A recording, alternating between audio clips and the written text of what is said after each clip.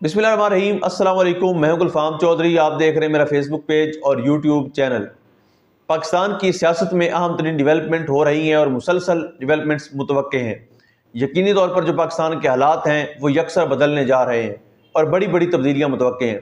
इस हवाले से हमारे साथ मौजूद हैं सिद्दीक जान साहब। उनसे जानते हैं क्या डेवलपमेंट हुई हैं, पहले उनकी बात सुनते हैं फिर उस पर बात करते हैं। बेरोजगार हुए हैं और हर साल कितने नौजवान मार्केट में आएंगे और कितनी बेरोजगारी बढ़ेगी और किस तरह से इस वक्त नौजवानों का इस्तेसाल हो रहा है और अशराफिया किस तरह से लूट मार कर रही है और किस तरह से ये अपनी तनख्वाहें बढ़ा रहे हैं और यूथ को कुछ नहीं दे रहे। ये पीटीआई मुकम्मल तौर पर इसमें फैक्ट्स एंड फिगर्स के साथ नैरेटिव बनाने में नाकाम हुई है। फिर उन्होंने कहा खवातीन बड़ा अहम हमारा एक फैक्टर है पाकिस्तान के अंदर, उनकी आबादी आपके सामने। तो खवातीन की उन्होंने कहा तंजीम आपको तहरीक इंसाफ की कहीं नजर ही नहीं आती ना कोई आपको। उन्होंने कहा, मुझसे पूछा एक रहनुमा ने, उन्होंने कहा आखिरी बार आपने तहरीक इंसाफ की विमेन विंग की कब प्रेस कॉन्फ्रेंस सुनी थी? मैंने कहा मुझे तो याद ही नहीं है। आखिरी बार उन्होंने कहा डोर टू डोर कहीं पूरे पाकिस्तान में आपने खवातीन की कैंपेन देखी हो? मैंने कहा नहीं। उन्होंने कहा कि 8 फरवरी के इलेक्शन की कामयाबी में एक सबसे बड़े फैक्टर्स में से एक फैक्टर खवातीन थी। खवातीन की इस वक्त तंजीम ही नहीं है पीटीआई की, मुकम्मल तौर पे एक खामोशी है। फिर उन्होंने कहा कि जो फॉरेन पॉलिसी के मामलात हैं उसके ऊपर तहरीक इंसाफ कोई नैरेटिव नहीं बना सकी, कोई हुकूमत को टफ टाइम नहीं दे सकी, हुकूमत से नहीं पूछ सकी कि ये गजा फोर्स के हवाले से मार्को रूबियो खड़े होकर कह रहे हैं कि पाकिस्तान ने ऑफर किया है, मैं सच बताओ। पार्लियामेंट में आप रोला डालते, प्रेस कॉन्फ्रेंसेस करते, उनका नहीं कर सकी तहरीक इंसाफ।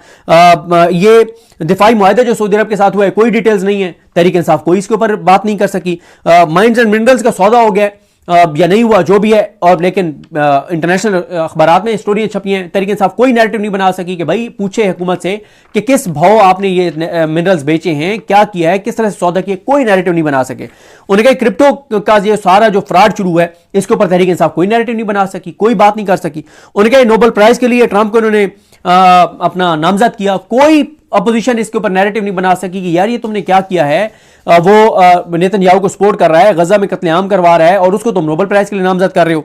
अच्छा, गो के इसके ऊपर ट्रंप वाले मामले के ऊपर एक और रहनुमा ने मुझे कहा कि ये एक ऐसे इंटरनेशनल इश्यूज हैं जिसको अगर पीटीआई बहुत ज्यादा हाईलाइट करेगी तो ये अमेरिका को कहेंगे देखें जी हम क्यों आपके लिए जरूरी हैं। दूसरी तरफ अगर आप हमें सपोर्ट नहीं करेंगे तो ये आ जाएंगे देखें ट्रंप साहब ये आपके बहुत मुखालिफ हैं।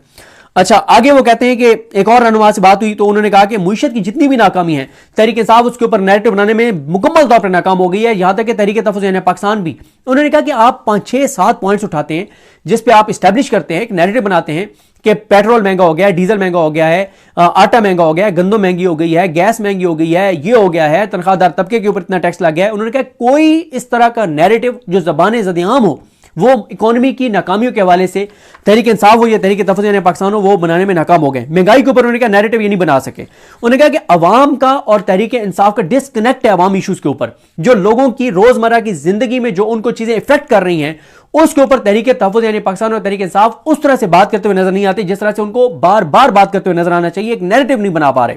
फिर उन्होंने कहा कि हुकूमत के जो बड़े स्कैंडल्स हैं, चीनी स्कैंडल है, गंदम स्कैंडल्स है, स्कैंडल है एलएनजी, ये वो किसी स्कैंडल को ये इशू नहीं बना सकी तहरीक इंसाफ। और पंजाब का तो मैं खुद कहता रहता हूं कि पंजाब में मरियम नवाज की जो बदतरीन तबाही और बर्बादी के किसी स्कैंडल को तहरीक इंसाफ पंजाब इशू नहीं बना सकी।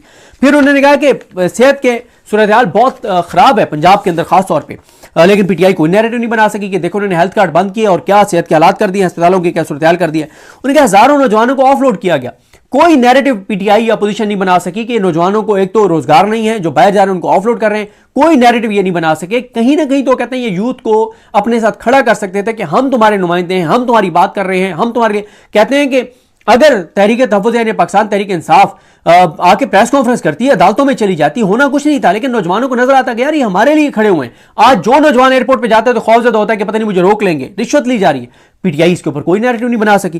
फिर उन्होंने कहा कि सीसीडी जो कुछ कर रही है पंजाब में, उन्होंने कहा ठीक है बहुत सारे ऐसे क्रिमिनल्स को भी वहां पे मारा गया, लेकिन आईन इसकी इजाजत नहीं देता, कानूनी इजाजत नहीं देता, अदालतें आपकी अपनी हैं, जस्टिस याहिया खान आपका अपना है, डोगर आपका अपना है, आलिया नीलम आपकी अपनी है, उसके बावजूद आप लोगों को मावराए अदालत कत्ल कर रहे हैं। इसके ऊपर पीटीआई को नैरेटिव नहीं बना सकी। उन्होंने कहा जिस तहरीक के पास इतने शहीद हो, चाहे वो 26 नवंबर हो, इससे पहले जो हुआ, उन्होंने कहा इतने शहीद आपके पास हैं और फिर भी आप कोई इस हुकूमत को कोई उतना टफ टाइम नहीं दे सके। फिर उन्होंने कहा कि जो उन्होंने कहा कई ऐसे वाकयात, कुछ रहनुमाओं से मेरी बात हो रही तो उन्होंने कहा कुछ वाकयात ऐसे हुए कि किसी एक वाकये को भी उठा लेते तो ये हुकूमत को लिटा सकते थे, जिसमें से एक कारकुन जो गुजरांवाला की अदालत के 52 कारकुन हैं जिनके 2 साल से केस नहीं लग रहा, 5-5 साल उनको सजाएं हुई हैं और उनके केसेस नहीं लग पा रहे, ना वहां पे जो इनके वोटों से बाहर जीती हुई है ना वो उनके केसेस लगवा रही है, ना वो कोशिश करते हुए नजर आ रहे हैं। और उनमें से कुछ, किसी की वालदा, किसी का वालिद, एक की अभी बीवी फौत हुई, उनको पैरोल पे रिहा नहीं किया गया कि वो आके और अपने जो भी उनकी फैमिली में डेथ हुई उसका चेहरा देख सकें, उसको कब्र में उतार सकें। इसके ऊपर कोई तरीके इंसाफ ने मरकजी लेवल पे बात नहीं की, कोई नैरेटिव नहीं बनाया। फिर उन्होंने कहा कि असम्बली के अंदर जो टफ टाइम देना चाहिए था वो ये पंजाब असम्बली के अंदर ना दे पा रहे हैं, ना कौमी असम्बली में दे पा रहे हैं, ना सेनेट में दे पा रहे हैं। और फिर मुझे उन्होंने कहा कि कौमी असम्बली में MNAs महमूद खान चकज़ई की बात नहीं मानते, सेनेट में अल्लामा राजा नासिर अब्बास की बात नहीं मानते। फिर उन्होंने कहा कि एक और जो मसला है सबसे बड़ा वो ये है कि इनके ये जो सारे इक़दामात मैंने लिखे हुए हैं, जो बाकियों ने भी मुझे बताए, एक रहनुमा ने मुझे कहा कि ये, मैंने जब उनसे पूछता था मैंने कहा कि ये चीज़ें मैंने लिखी हुई हैं, कोई और अगर आप समझते हैं तो बताएं। उन्होंने कहा कि सबसे बड़ा मसला तहरीक इंसाफ की क़यादत की क्रेडिबिलिटी का है कि ये डिस्क्रेडिट हो चुके हैं। लोग इमरान खान को तो मसीहा समझते हैं, इनकी क्रेडिबिलिटी को डाउट करते हैं, इनकी वफादारी को डाउट करते हैं, जिस वजह से लोग इनके पीछे निकलते नहीं हैं। ओके, इनके पीछे हम निकलेंगे तो हमें छोड़ के चले जाएंगे। तो इनकी क्रेडिबिलिटी की बहाली भी एक बड़ा चैलेंज है। और फिर इनके अंदर कोई क्राउड पुलर नहीं रहा, लेकिन आप खैर काफ़ी आगे हैं। सोहेल आफरीदी हैं और फिर ये तहरीक तहफ़्फ़ुज़ पाकिस्तान की क़यादत है, ये सारे क्राउड पुलर हैं। जहाँ जहाँ चकज़ई साहब, अलामा साहब, मुस्तफ़ा नवाज खोखर साहब और ये सारे जाएंगे तो आपको नजर आएगा कि किस तरह से लोग आते हैं। मुझे एक रहनुमा ने कहा और एक सहाफ़ी ने भी ये कहा, उन्होंने कहा दुनिया का कोई मुल्क बता दे जिसमें एक इतना पॉपुलर लीडर हो और इतनी कमज़ोर हुकूमत हो, जिससे ना इकॉनमी चल रही हो, जिस मुल्क में इतनी बेरोजगारी हो, इतनी अनसर्टेनिटी हो, इतनी गुर्बत हो, हर तबका बेजार हो, किसान बेजार हो, तनख्वाहदार तबका परेशान हो, इंडस्ट्रीज परेशान हो, ताजिर नाक तक आए हुए हों, सब परेशान हो और उसके बावजूद वो हुकूमत चल रही हो। दुनिया का कोई एक मुल्क आप नहीं बता सकते। और उनका भी यही था कि वजह वही है कि तहरीक इंसाफ ने सिंसियर एफर्ट ही नहीं है, कोई ग्राउंड के ऊपर डोर टू डोर कंपेन ही नहीं है, कोई एजिटेशन ग्राउंड के ऊपर है ही नहीं। फिर उन्होंने यही कहा कि ताजरों के साथ, कि मैंने कहा जी ताजरों की तंजीमें और किसानों की तंजीमें तो कंप्रोमाइज हैं। उन्होंने कहा ये तो और आइडियल सिचुएशन थी कि आप अपनी तंजीमें खड़ी कर लेते, वहां पे आप अपने लीडर खड़े कर लेते अगर वो कंप्रोमाइज हैं। उन्होंने कहा ताजरों को ये इंगेज नहीं कर सके, किसानों को ये इंगेज नहीं कर सके, ट्रांसपोर्टर्स को ये इंगेज नहीं कर सके, तनख्वाहदार तबके को ये उनकी आवाज नहीं बन सके, ओवरसीज पाकिस्तानियों का मौसर इस्तेमाल नहीं कर पा रहे, हालांकि ओवरसीज पाकिस्तानी 99% इनके साथ हैं, 99.99% इनके साथ हैं। ये आलमी फोरम्स के ऊपर जिस तरह से चीजें हाईलाइट करनी चाहिए थी उस तरह से नहीं कर पा रहे।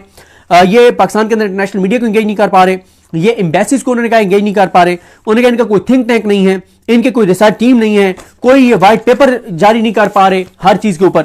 फिर उन्होंने कहा कि ये बयानिया नहीं बना पाए कि 3.5-4 साल से मुल्क नहीं चल रहा, इस हुकूमत ने कैसे इस मुल्क को कमजोर कर दिया है, और फैक्ट्स के साथ ये बयानिया ये नहीं बना पाए। उन्होंने कहा एक तो ओवरऑल है, लोगों को पता है कि मुल्क नहीं चल रहा, हर बंदा तबाही और बर्बादी का शिकार है, अनसर्टेनिटी का शिकार है, मायूस है, परेशान है, गुस्से में है, गमजदा है। लेकिन एक अपोजिशन का काम होता है कि फैक्ट्स के साथ हुकूमत को लेटा देती है कि इन्होंने ये कर दिया है, एक्सपोर्ट्स इतनी गिरा दी है, महंगाई इतनी बढ़ा दी है, बेरोजगारी इतनी बढ़ा दी है, अनसर्टेनिटी। जी बिल्कुल, जिस तरह से आपने सिद्दीक जान साहब को सुना कि आइंदा आने वाला जो हफ्ता है, ये चंद दिन है, ये पाकिस्तान की सियासत में कितने अहम है और इसमें जो पाकिस्तान की सियासत है उसमें कितनी बड़ी तब्दीलियां मुतवक्के हैं।